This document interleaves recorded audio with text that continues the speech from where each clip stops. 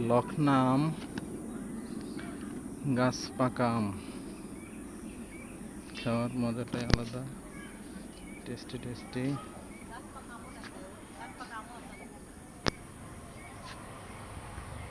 পাকা পাকা আম,